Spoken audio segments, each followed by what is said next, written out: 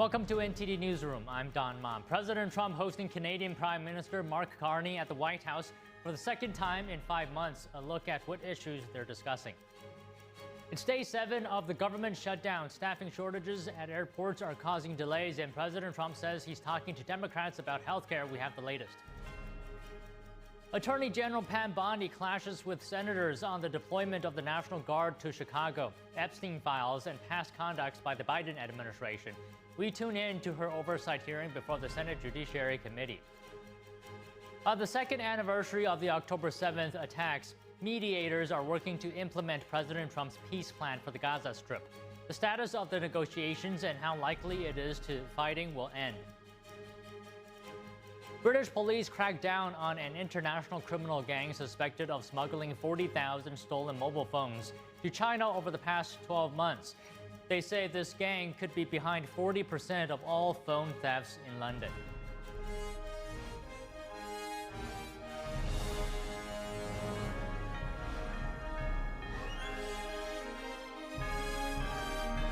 This is NTD Newsroom, live from our global headquarters in New York City. Good afternoon, and thank you for joining us. President Trump is meeting with the Prime Minister of Canada, Mark Carney, at the White House to discuss trade and the Middle East. Trump says a trade deal with Canada is more complicated than with other countries because of how close the two nations are.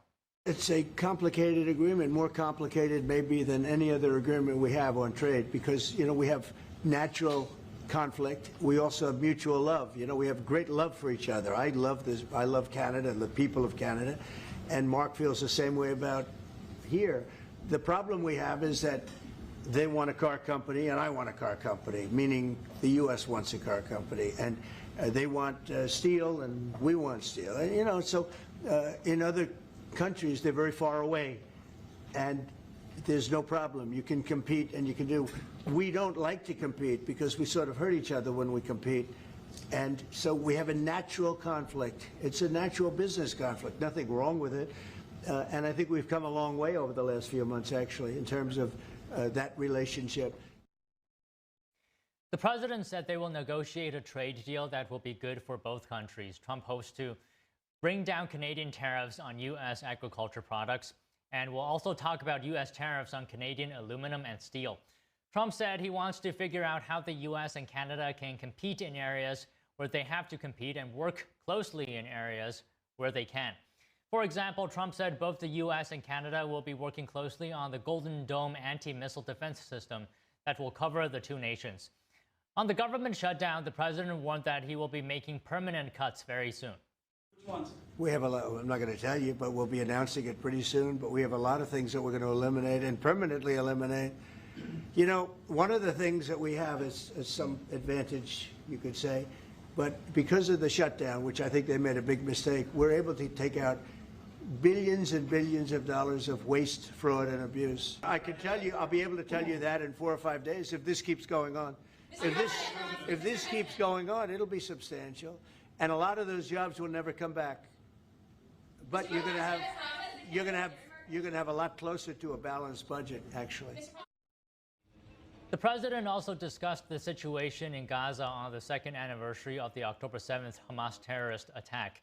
He said the U.S. is in very serious negotiations and is very close to a deal. Trump said he hopes the deal would bring long-lasting peace to the Middle East. He emphasized that once the deal happens, the U.S. will do everything possible to make sure everyone adheres to it. And Attorney General Pam Bondi appeared on Capitol Hill today to take questions from senators. Judiciary Chair Chuck Grassley focused on new evidence of what he called political weaponization under the Biden administration. Here's Grassley. Was Attorney General, on the same subject, was Attorney General Garland, Director Wray, and or President Biden's White House aware of the FBI targeting Republican senators? Did they approve it? Now let's be clear, either they knew and allowed it to happen or they didn't know. And if they didn't know, it points to a lack of oversight of Jack Smith's runaway case. Chairman Grassley, that's what we've been talking about when we refer to the weaponization of government. Operation Arctic Frost was an unconstitutional, undemocratic abuse of power. During Arctic Frost, the FBI also placed 92 linked Republican individuals and Republican groups, such as Charlie Kirk's Turning Point, on their list. This is the kind of conduct that shattered the American people's faith in our government, as I said in my opening statement. We are ending this weaponization. Our FBI is targeting violent criminals, child predators, and other lawbreakers, not sitting senators who happen to be from the wrong political party. Several of your colleagues sitting at this dais were targeted, and others. We will continue to stop that throughout the Justice Department. That is the ultimate weaponization of government. Bondi stressed in the opening statement that the Justice Department has two main goals under her leadership: to end the weaponization of government and fight violent crime. She said the department has made tremendous progress towards those ends. The Attorney General clashed with Democratic senators over the Epstein files and the deployment of the National Guard to Chicago. Here's Senator Dick Durbin. Why do you want to keep this secret? The American people don't know the rationale behind the deployment of National Guard troops in my state. The word is, and I think it's been confirmed by the White House, they are going to transfer Texas National Guard units to the state of Illinois.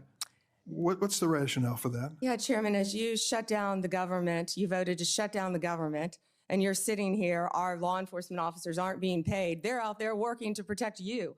I wish you loved Chicago as much as you hate President Trump. And currently, the National Guard are on the way to Chicago. If you're not going to protect your citizens, President Trump will. I've been on this committee for more than 20 years. That's the kind of testimony you expect from this administration. A simple question as to whether or not they had a legal rationale for deploying National Guard troops becomes grounds for a personal attack. I think it's a legitimate question.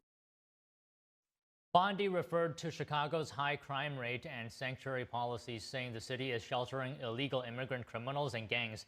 She said the Trump administration is going into cities like Chicago to make these places safe, whether they want it or not.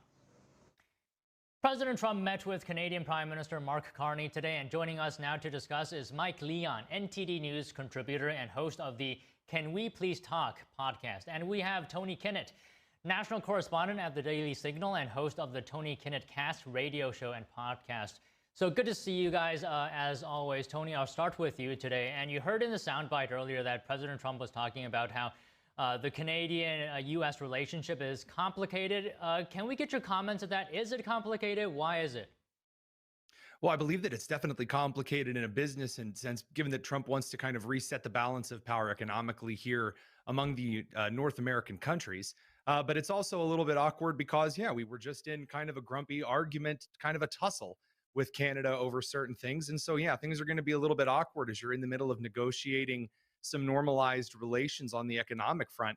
That's why there was those little awkward pauses, kind of after some minor chuckles when he would say, you know, we're going to get it right and get it back. And that's, you know, we were on the other side of that a couple of months ago.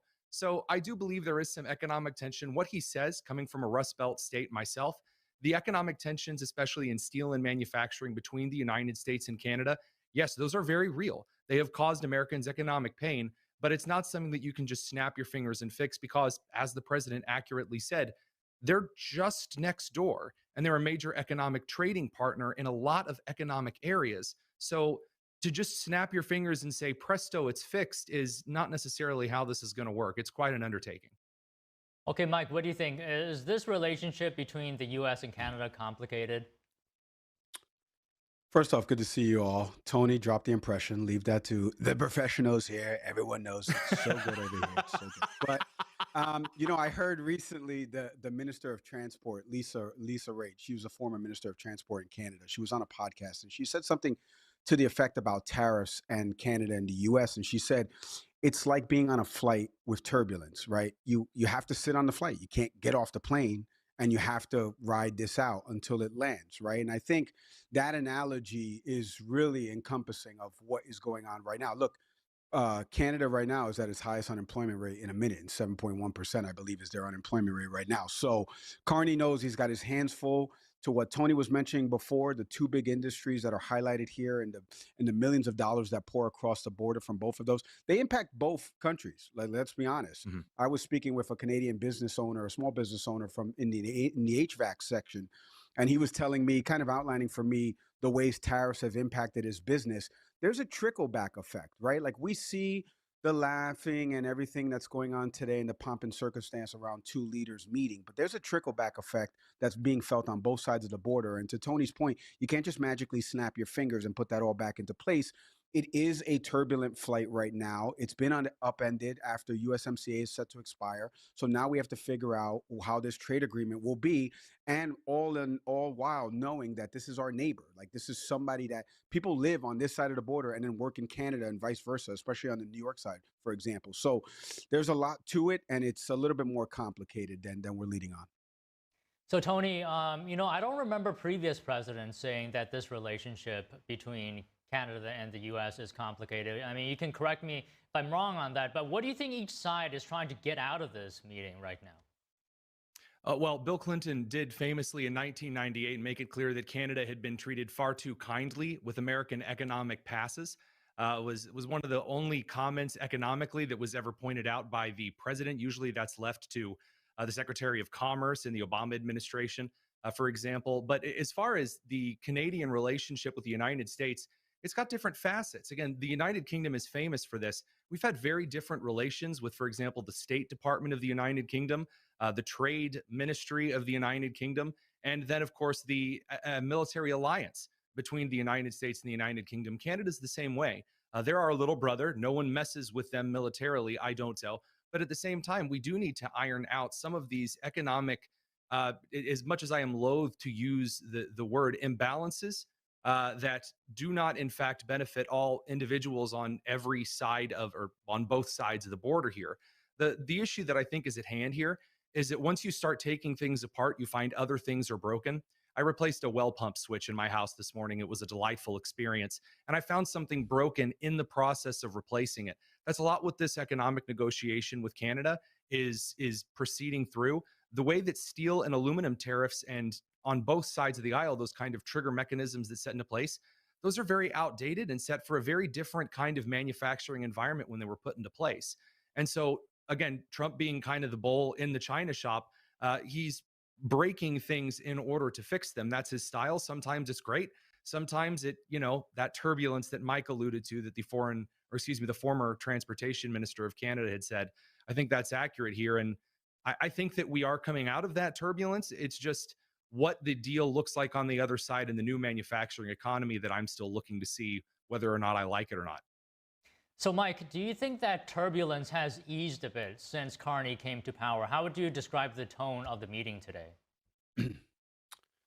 Well, I mean, you got to take out some of the dumb things. I'm not going to do, maybe I'll do the impression right now, with a hot country right now. We're so hot. A lot of people say we're so hot. I mean, you can't quantify how hot we are, right? But I do think that Carney coming here, I think this is his third time that they've met. The second time coming here to the U.S., if I'm not mistaken, they met at one of the NATO summits as well. That wasn't here in the U.S. But I think it's symbolic of Carney coming here and saying, like, we're at an impasse because Canada is starting to feel it. And I mentioned this before about the former transport minister, but like I've been listening to, Don, a lot of Canadian podcasts to kind of find out more about what's going on up there. And they know that who holds the cards in the relationship. Like, let's be honest. Like I just mentioned, 3.6 billion Canadian dollars that flow into Canada from the business that we do with them. So, and the fact that the unemployment rate is starting to go a little bit higher now, Carney knows that he has to come a little bit hand in hat, but also with an understanding, like to Tony's point, that there can't be a quick Band-Aid to this. The USMCA lasted 5 years. NAFTA was what, 9 years, 10 years? My math sucks right now. Maybe a little bit longer, so you can correct me on that. I think it was a little bit longer. But there has to be something that's set framework-wise that doesn't impact Canadian business owners and doesn't impact U.S. business owners. And to the bull in China shop analogy that Tony gave, it is true right now. Trump has, we've said this numerous times, he's used tariffs as leverage. He wants people to come over here, grovel. That way he can publicly show his base, hey, look, I'm telling them to build here in America, buy here in America, like we're going to do it here in America, or they're going to pay this exorbitant fee. And I think we're starting to see with Canada there's actual real impact happening right now with respect to some businesses, some automotive shops starting to close in Canada. Like they're starting to feel that impact. So he's using it to his advantage. It is a bull in a china shop thing, because now the glass is broken. Now we've got to figure out, how do we put this back together? Do we even want to put this back together, or do we even want to buy a new set altogether, in continuing with the analogy? Okay, Tony, I want to ask you this as well. How do you think Trump's talk of making Canada the 51st state, how does that fit into the picture? Well, for those of us who have kind of a long form view of history instead of reacting to every single word out of the president's mouth, it was very clear. And by the way, as someone who would have no problem with Alberta seceding from Canada and joining the Union, North Indiana, as it were, no, I don't think Canada as the 51st state was ever some extremely big, serious negotiation tactic. I think he said that to draw a clear line of frustration from Trudeau and then from Carney. It does benefit Trump to have Carney being the one that he negotiated with, given that Pierre Poilievre would have been a much more Canada first, willing to take it on the chin style negotiator. Whereas I think that Carney here is in a really difficult position and essentially does have to, as Mike accurately put it, kind of grovel a bit. And this is the real rub. This is the real issue with economic deals that is going to make people a little uncomfortable. There is no everyone wins game where we all dance around in a field of flowers. We're not to that point yet. I know Ezra Klein on the left and his abundance style of economics, kind of the classic Tea Party right, is also in favor of that type of abundance economics. We're not there yet to the point where the resources are flowing so freely that everyone's a winner. And so for the next 10 years, as you do repair the economic system that was hollowed out by the mass manufacturing being shipped out of the country and new economies taking its place, not even having sure footing yet, the education system being rather broken to prepare people for an economy that really no longer exists. Well, that means that if we just set up the US-Canadian relationship to be just the way it always has been, then it is going to unfairly benefit Canadians when Americans hold the cards. And I'm sorry that has to be said. I'm electing leaders to serve my best interests first. My father lost his job in the 2008 ship-off of jobs, and Mexico benefited from NAFTA policy. You can say, well, but on principle, it's really wonderful. And maybe it is in theory, but this isn't in theory. It's in practice. There's a lot more factors to economics. There's a lot more factors to trade and manufacturing. This is something that I think Mike and I articulate really well when we come on these segments. There are a lot of nuances to these policies that aren't as easy as just slapping a campaign slogan or a Band-Aid on something and getting the kumbaya experience that every campaign, regardless of party, promises. And I think you're seeing that borne out in these negotiations. That's why they sound different every time.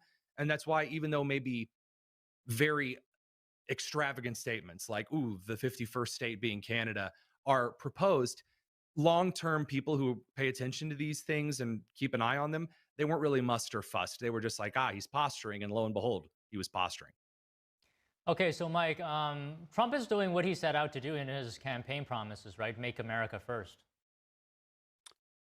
He is. I mean, again, I look, there are a lot of other pundits that will go on TV and they won't give the president credit for anything. I would love to happily join them in certain instances, but then there are certain times where if, like, for example, Israel and Gaza, this 20-point plan, I've mentioned this a bunch of times, but I know we may wander here, but if he solves a conflict in the Middle East that is thousands of years old and a land dispute for all intent and purpose, I mean, you have to give the person credit for that, especially when other people in the region are giving him credit for that. So to answer your broader question, and one thing Tony said there that I want to piggyback on, Don, that's very important in all this is he's right about Carney winning the prime minister seat, because I think the poke was always at Trudeau. And that's why Trudeau went to, if you remember, when Trump won, he went to Mar-a-Lago. I think he was the first world leader to go to Mar-a-Lago right afterwards. He was always poking at Trudeau. But Carney stepping in, who, again, has an economics background. I mean, there's nobody better to lead. If you're going to want to navigate the turbulence of these economic flights, for the analogy. Bring in the banker. You want Mark Carney. Yeah, you want Mark Carney being, either pilot or co-pilot in this. And I think Canada has somebody in there that understands that. And I also think that Trump knows Carney's background. And I'm not sure if they've ever had any business dealings together, but they know each other and they know their background. They know what they bring. And Tony and I, he said it again, I'll echo it. It's about explaining how these policies affect every day, whether it be Americans and in this case, Canadians. And Tony giving that example of jobs being shipped off. wherever the policy nets out, somebody will lose from this, right? There's always sometimes a winner, sometimes a loser. And so there'll always be that with respect to this negotiation, which is why we need to understand that. And I think you saw a different tone, I thought, outside of the joking, outside of the America's a hot country or whatever. I think you saw a different tone when the two of them were talking about the relationship. And I thought Trump actually summarized it pretty well about, like, we have natural, interests that conflict, but, we love each other. I love Canada. So Accurate. I thought it was a different tone this time for sure. Okay, so Tony, I understand your position that the president should prioritize Americans, America first policy, right? But you need to balance that with your having your allies, right? So what is the appropriate approach where you don't isolate yourself? The fun dance between the Secretary of Commerce, the Secretary of the Treasury, and then your Secretary of State, because we don't want to push Canada into communist China's arms. We don't want to push any country into communist China's arms. They are the worst, underlined, bolded, italicized, and I don't want to see China allow itself any more room to grow as some kind of a pseudo moldy global hegemon amid its failing economy and culture. And then I see the Trump administration here, I do believe, kind of playing kind of the pre-World War I America revitalization with the United Kingdom, which is that, yeah, we have our disagreements, but there are bigger lions prowling around on the world stage that it's within our interest to take care of. And Trump, it's not the first time he said that. I know that he said that in the NATO meeting that Mike, of course, alluded to a little bit earlier. And he said that even amid the economic strife. He said, look, nobody's going to touch Canada.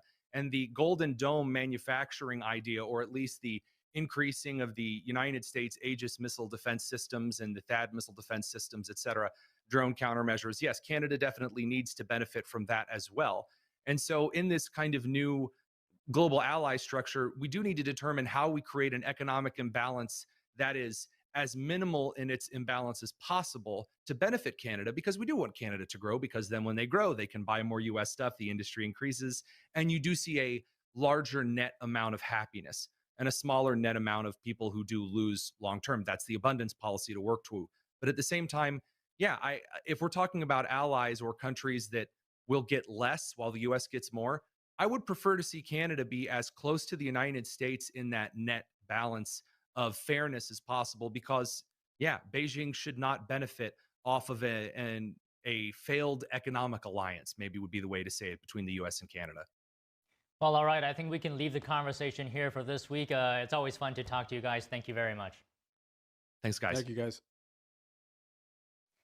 And now Senate Majority Leader John Thune is speaking on Capitol Hill about the government shutdown. Let's take a look. Good afternoon, everyone. Every day that the Democrats keep the government shut down is creating more and worse consequences for the American people. The White House estimates that it's costing our economy about $15 billion a week to continue to have the government shut down, but it's not just our economy. It's American families, the American people who are paying the price. The program funding for the WIC program, Women's, Infants, and Children program, was about set to expire. I think the White House is trying to figure out a way to move resources around to be able to keep that program up and funded. Telehealth, hospital at home, programs like that have expired, meaning that hospitals are losing and patients are losing their flexibility and making it harder to cover the people who need to be covered. And then, of course, the this week paychecks start being affected for federal workers, and that is going to have real consequences for them and their families as well. So this shutdown continues to create more and more problems, and the Democrats are going to get another chance. They've already voted 5 different times now to keep the government shut down and against opening up the government, which we have from our colleagues in the House, a clean funding resolution, which is nonpartisan, something that 13 previous occasions, the Democrats' majority here in the Senate and the Biden presidency, almost all Democrats voted for, all 13 times. This is a fairly routine thing that happens down here, happens around here on a regular basis. So instead, what they've tried to do is hijack this to get $1.5 trillion in new spending. And that's just, there's no universe in which that's going anywhere around here. This is a very simple and straightforward proposition. The Democrats want to have a conversation about the COVID tax credit cliff that they created. And at some point, we're happy to have that conversation, but not until the government opens up. Again, the consequences for the American people are very real, and this just has to stop. And it could stop today. We have the bill in front of us. It's in the Senate. House has passed it and supported it. The President is ready to sign it into law. Could do it today. All we have to do is pick it up off the desk, as you all know. And if there are a handful of Democrats, a few more Democrats who are willing to vote with us, we can get this government opened up again and limit the impact and the effect that it has, the consequences, the adverse consequences on the American people. I'm glad to welcome our colleague, the leader of the House of Representatives, my partner, Speaker Mike Johnson. Thank you, Leader Thune. I appreciate you inviting me to the Senate lunch today. That happened within the last hour, and I visited with my colleagues over here on this side and affirmed to them that we are all 100% united. And it's a good position to be in. When the facts and the truth are on your side, it's easy to present and defend that to the public. The President is united with us as well. He knows that we are doing the right thing for the right reasons at the right time. The House passed the continuing resolution. It was clean, and you all know we've been saying this every day. Now entering, I guess, the end of the first week of the Democrat shutdown, there's no reason for them to have done that. The CR was completely clean. It was 24 pages in length, and it is the bare minimum to keep the lights on so that government can continue to work for the people. Real pain is being felt by real people around this country because Chuck Schumer and the Democrats over here are playing political games. We all know the reasons why. They have selfish motivations because they're trying to cover themselves for their left flank. In my press conference this morning on the other side, in the other chamber, I mentioned that Chuck Schumer has been in Washington for 44 years. He began his congressional career when I was in 3rd grade. I was 9 years old when he came to this building. And ever since he came here, throughout his career, he has been a fierce advocate for never closing down the government. I mean, he gave impassioned speeches, most recently as 7 months ago in March of this year, when he stood before the cameras and he gave an impassioned speech on the Senate floor saying that it would be dangerous and destructive and terrible to close down the government, that he had to do the right thing. Right after he took that vote, he went on to the national media. He did a big interview on CNN, I think with Jake Tapper, and he said, "I'm proud of my vote. I know I did the right thing." What changed? What changed? Nothing's changed except his political calculation. He's afraid that a Marxist is going to challenge him in his re-election because Marxism is in vogue in New York City, apparently, and he represents the state of New York. They're going to elect a Marxist for mayor. It's a shocking development, and I think it's shocking to Chuck Schumer as well. Nothing he factored in when he came here in 1981, but that is the political winds now. And so he's playing games, the American people's livelihoods and their actual lives. This is not a game. Leader Thune just mentioned, this gets very real. Checks to our troops will be held up October 15th if they don't come in here tomorrow and vote to reopen the government. You have to get it resolved by October 13th, which is Monday, in order to process those checks. I come from a big military district. I have Barksdale Air Force Base. The Home Global Strike Command is there. I have Fort Polk, the Joint Readiness Training Center. We have young airmen and soldiers deployed around the world right now defending our freedom. And they've left their young families at home. They're dependent upon that check on October 15th. And some of them, sadly, also rely upon WIC funding, Women, Infants, and Children Nutrition Programs. That's suspended as well. Why? Because Chuck Schumer wants to play political games. I do not understand it. I hope every journalist here listening today will go and demand him to do the right thing. Ask him the question, why are you doing it? He has no justification. They have created a distraction. They're trying to pretend this is about a end of the year policy decision on health care, and it is not. It's a clean, simple CR. Let's keep the government open so that we can do this work and continue those debates. Again, thank you, Leader Thune, for your leadership, and I'm sure you'll take a few questions. Yeah, questions? What's that?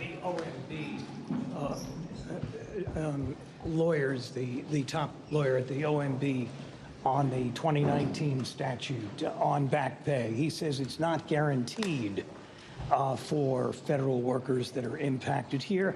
And President Trump followed that up saying that it wasn't certain that all employees would get back pay. Have you taken a look at that memo, and what is your interpretation? I haven't looked at the memo specifically yet. My assumption is that furloughed workers will get back pay. But that being said, this is very simple.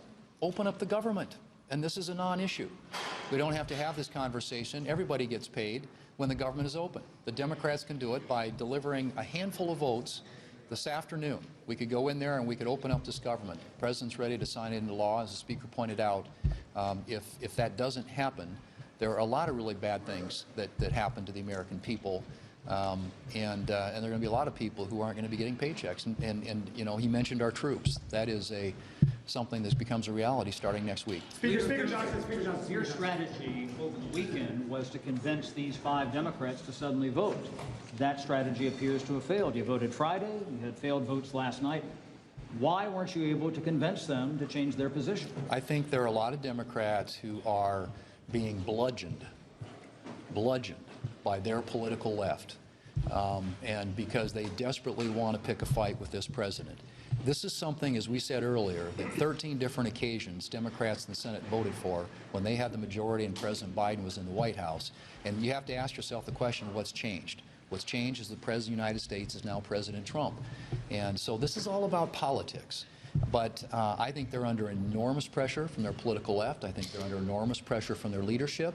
But they're going to have to be some brave souls who are courageous enough to come out and deliver the votes to open up the government. When they do that, all these questions and these bad consequences and things that are being talked about here go away. Speaker Johnson, there was a moment earlier this year, you swore in 2 Republican members during a pro forma session.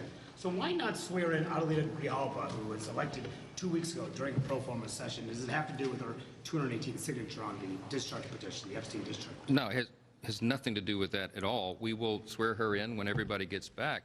It's a ceremonial duty. Look, we'll schedule it, I guess, as soon as she wants. It has nothing to do with it. We're in pro forma session because there is nothing for the House to do. The House has done its job. People say, why don't you do more? Let's do more. Now you should do something. We already did something. It was passing a clean CR. We did it over 2 weeks ago, almost 3 weeks ago now, and we sent it over here. This should have been a simple, traditional thing that's been done. This is customary. There's nothing new under the sun, and in fact, it's exactly the same thing that Chuck Schumer voted for in March. So the House will get back to our normal order in doing our job as soon as he votes to reopen the government, because real people's lives are hanging in the balance right now. This is not a joke. It is beyond me that they're going to continue to dig their heels in and resist this. And I think the American people increasingly are going to let them know that. I was looking at a morning consult poll this morning.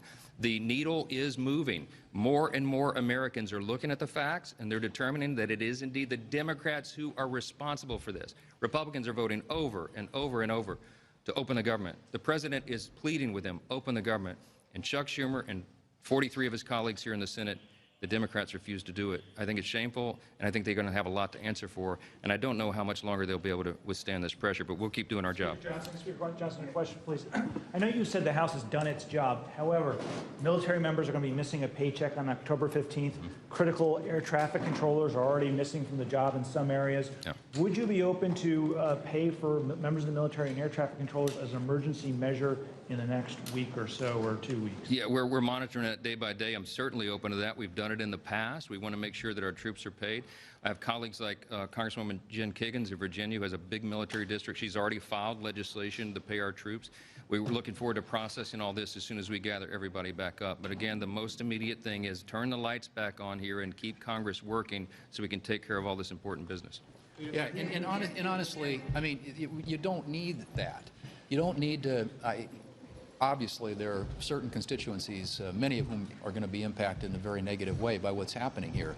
But the simplest way to end it is not try to exempt this group or that group or that group. It's to get the government open, and then all the consequences, adverse consequences of this, go by the wayside. One more. As you mentioned, it is a law that federal workers who are furloughed get back pay. What is the president talking about then when he's suggesting that some groups may not get paid? Is that even allowed? I don't know the answer to your questions. I haven't seen their legal analysis, but again, my assumption is that furloughed workers will get back pay.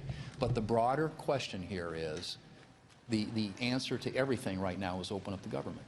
then these issues they're non-issues. And, you know, if you're sitting down there and the government's been shuttered and you're having to make decisions about, you know, where to prioritize funding, which department, which agency, which set of employees gets furloughed, which don't, which are essential, which aren't. Those are decisions that you have to make when you've got a government that's been shut down. And this government has been shut down by Chuck Schumer and the Senate Democrats. And it can open up today. And then every one of those questions becomes an irrelevant question because we'll have a functioning government and everybody will get paid as they should. Thank you. Are you planning to keep the House out through the rest of the shutdown? And that was Senate Majority Leader John Thune and House Speaker Mike Johnson talking to the press, saying that it is Democrats who is keeping the government shut down, saying that the Democrats have voted for this continuing resolution 13 times when they had the House and Senate when President Biden was in office. And there's nothing different other than now it is President Trump who is in the Oval Office. All right, taking a break now. There has been a rise of anti-Semitic attacks since the October 7th attack by Hamas. Why do events in the Middle East translate to anti-Jewish sentiments in Western societies? Stay tuned for that when we come back.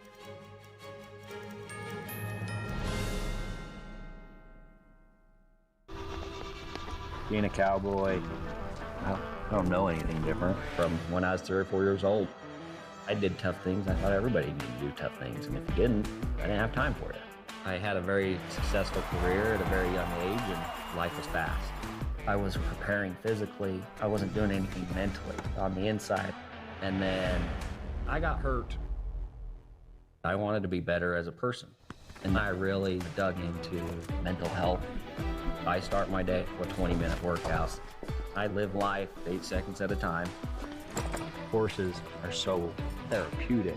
They know what you're feeling. When you're nervous, they're nervous. You won't say it back, but we're pals. I take a lot of responsibility in taking care of my kids, my family, and being there for them.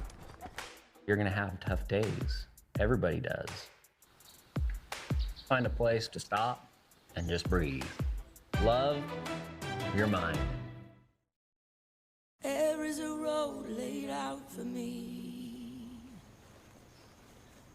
Boxes everywhere. And this is gonna be Addie's room. I am blind, You're really gonna like it. I hope so, yeah. I know this road is there for me.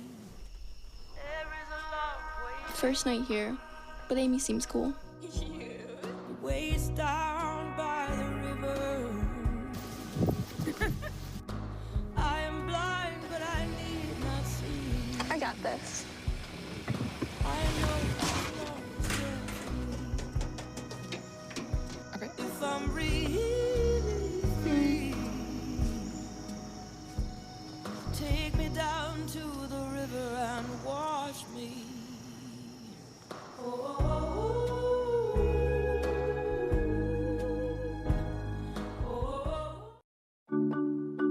My mom and dad were traditional Asian parents. Now my father would go to work before I woke up in the morning, and then he would come home too tired to play with me. I tell my son, I love you every single day. Now my dad has never said that to me. Not because he doesn't love me, but because culturally it wasn't comfortable for him. So I teased him the other day and I said, how come you never say that to me? And he said, you're too old now. Now that he's a grandfather, he says, I love you to my son every time he sees him. My advice to all the fathers out there, forget the material things, forget the cultural restrictions. They grow up way too fast for you to waste even a single precious minute or moment. Say bye-bye. Bye-bye.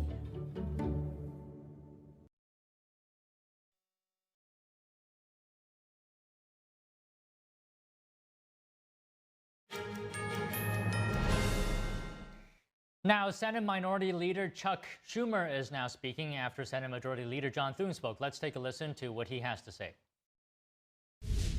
Not to make the message about health care benefits because ours lose that argument.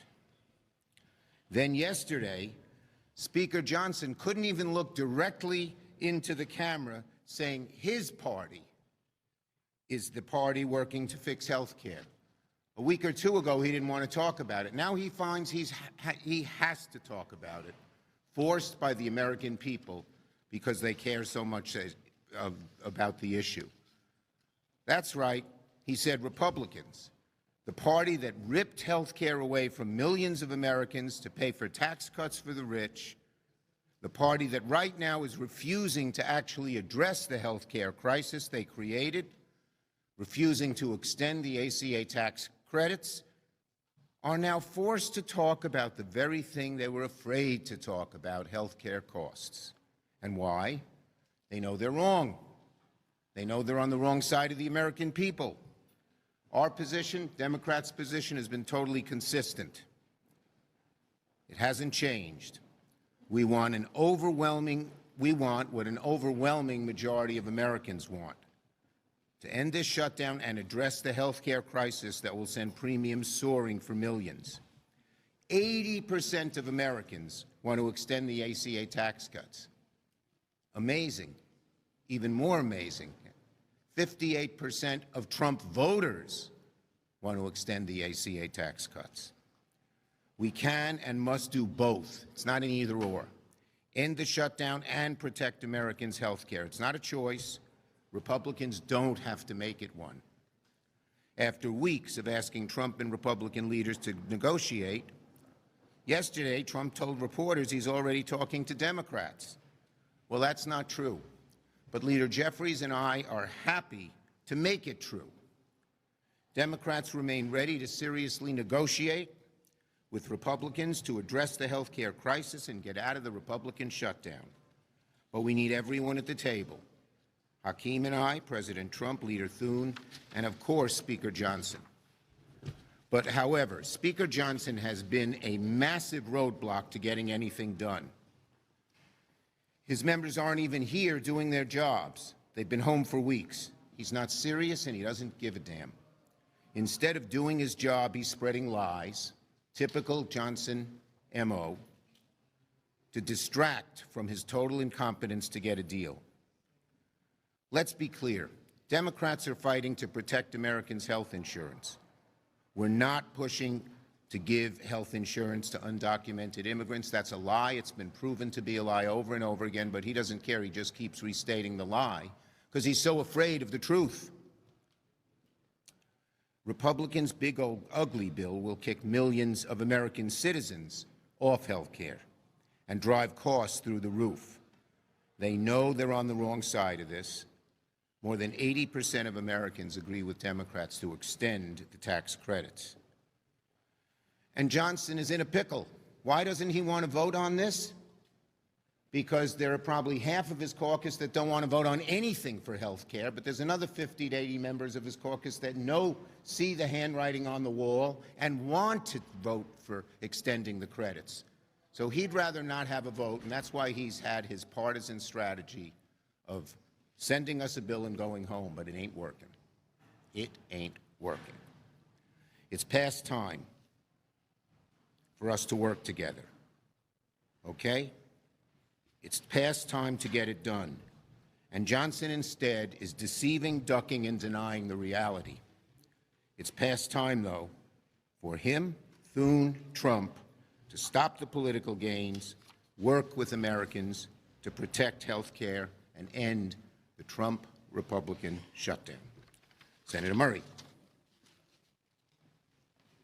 And that was Senate Minority Leader Chuck Schumer saying that Democrats are ready to negotiate with Republicans on health care and saying that it is Republicans who is keeping the government shut down. Meanwhile, mediators are working to implement President Trump's peace plan for Gaza Strip.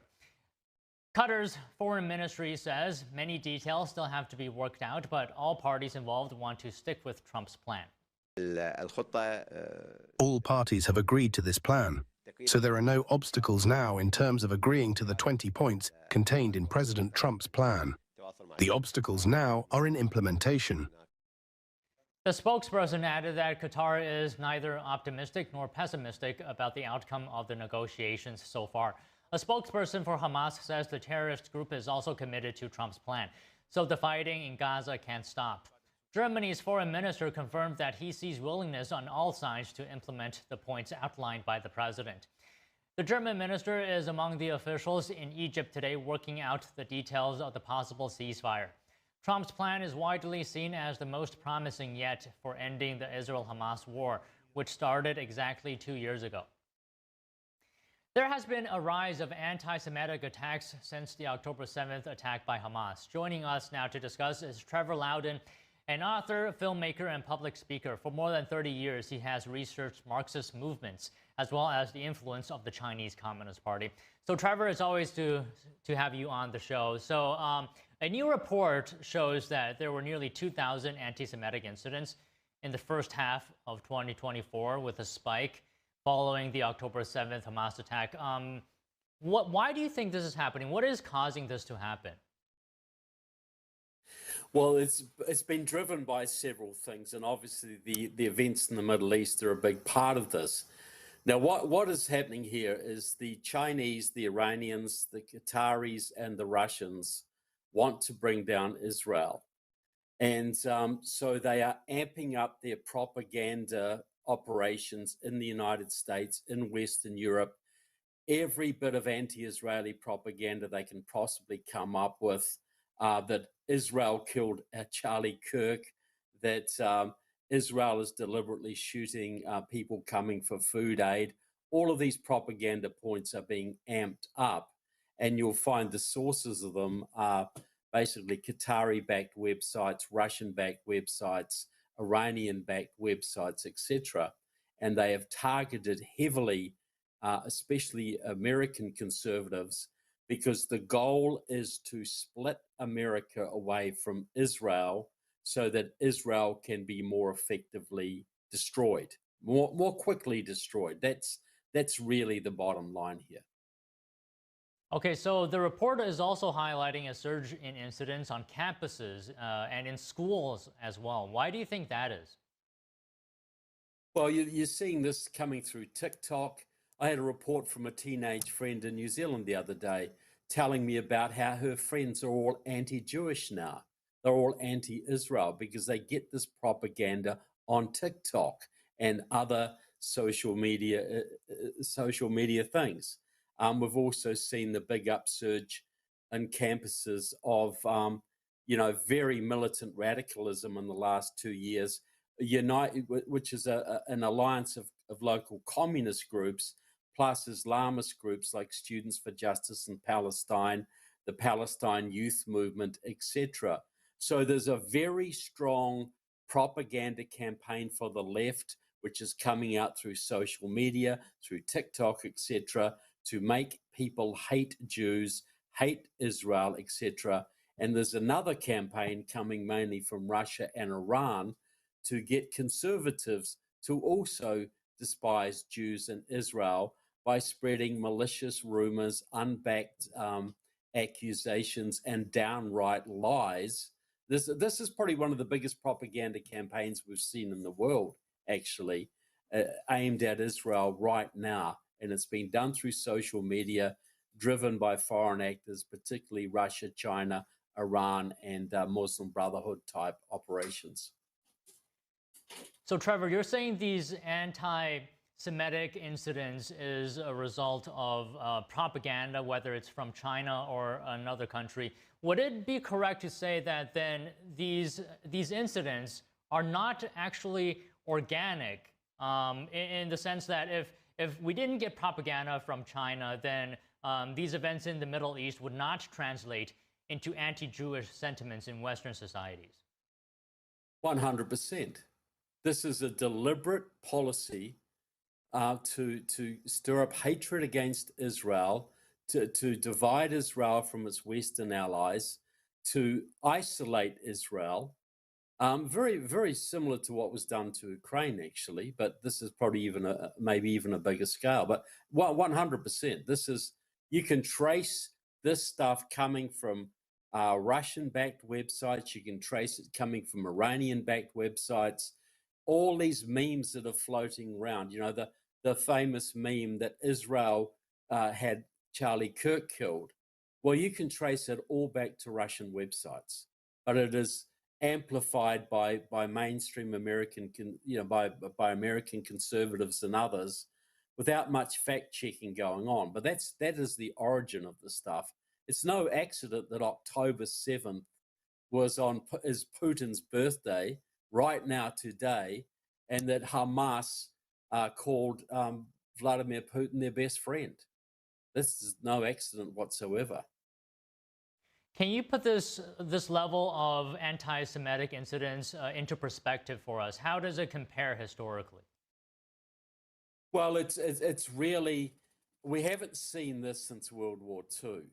This is happening in every Western country, but particularly Western Europe and the United States. There's a massive campaign harnessing, there's always been this undercurrent of anti-Semitism, anti-Jewish feeling in certain countries, and that's been amplified. But what is happening now, it has been pushed into American and Western conservative movements who've traditionally been pro-Israel. And you're finding it also seeping into the American evangelical movement, which has really been more pro-Israel than many American Jews have been. So yeah, but this is at historic levels, but it must be understood in terms of an international propaganda campaign, very easily traced back to Russia, Iran, China, and Muslim Brotherhood entities. It is not hard to find the source of this stuff. Okay, Trevor, I've come across a word that, if you wouldn't mind explaining what it means for me. What is the Red-Green Alliance behind the Hamas terror attack? Well, the Red-Green Alliance is the alliance of communism and Islam. Now, the Muslim Brotherhood, which we've all heard about, was the father of Hamas. Now, the Muslim Brotherhood was founded in the 1920s with the help of the Egyptian Communist Party. So this alliance between Islam and communism has gone right back to the beginning.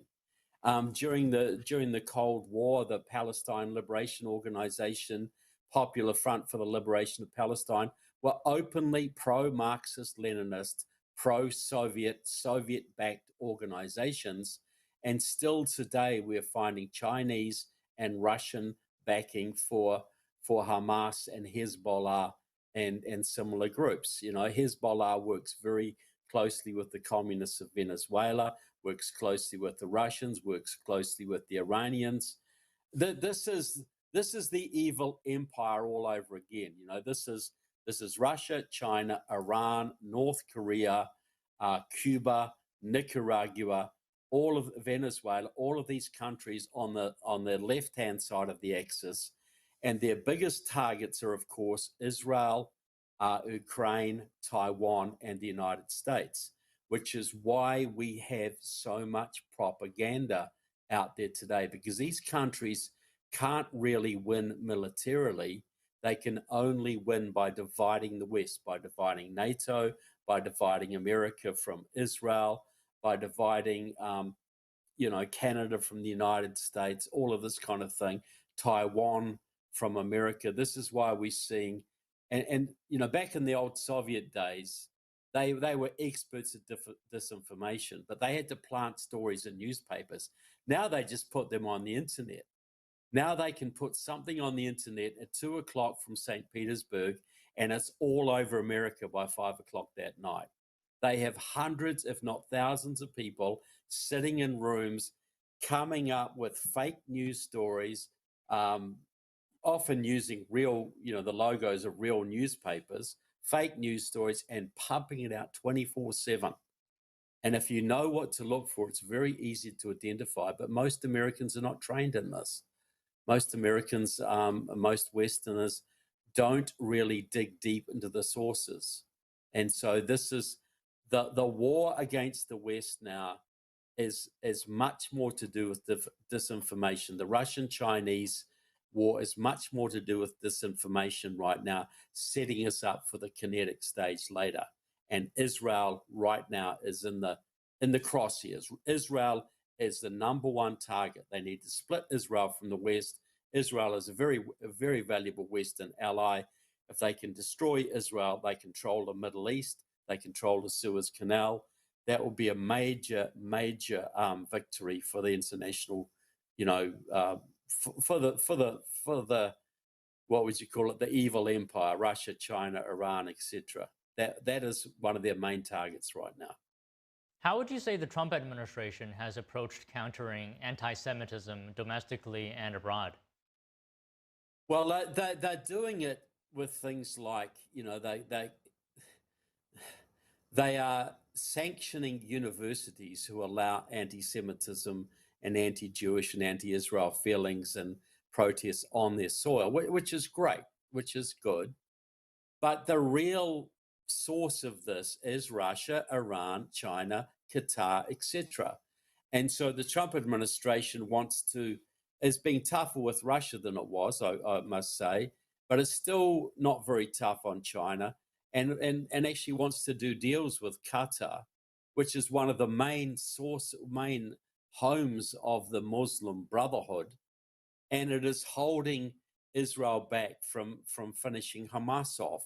So I think the Trump administration's doing some things right here, but it's not getting to the root of the problem. The root of the anti-Semitic problem, which is seeping into the Republican Party, into the MAGA movement, into the evangelical churches of America, is allowing foreign propaganda to flood the internet completely unchecked. That is the real source of the problem, and that's not being addressed. And just real quick, Trevor, do you think there is any way on the local level, the grassroots level, where communities can, sort of push back against this propaganda? What can regular people do? Well, regular people can fly Israeli flags. Regular people can counter disinformation on the internet. Regular people can stand up courageously, because if you take a pro-Israel stand on the internet right now, you're going to get hammered. But realize this is bots, realize this is indoctrinated people, and the American people are still largely on the side of Israel. So, we got to be brave and courageous. And that's the thing that is most lacking now. People get intimidated when they get hammered on the internet or hammered on Facebook for saying something truthful or questioning the propaganda narrative. And so I would support these initiatives. You could hold local rallies, like the Ukrainian people have held rallies in support of Ukraine. You can hold, the Jews should be out there right now holding pro-Israel rallies. Absolutely. But then the problem is, in certain cities, you'll get left-wingers attacking them, and the local police will do nothing about it. So, but where you can, we should be very public about where we stand, standing up for what is right here. October 7th was a tragedy. As I said, it was Putin's birthday. Hamas was in Moscow a week before they did the attacks. We know that some of them were trained by Russians in northern Russia and possibly in Africa as well. So we need to understand this is not about anti-Semitism. This is about the global play of the evil empire versus the free West. And they're picking on Israel. They're picking on what they see as the weakest point right now. And we've got to stand against that. We have got to stand with our Western friends. Okay, Trevor, well said. It's always great to talk to you. Thank you so much. Always a pleasure. Thanks so much for the opportunity. Texas Attorney General Ken Paxton launches undercover operations to infiltrate what he calls leftist terror cells. The investigation follows multiple acts of political violence in recent months. We have that story and more after this break.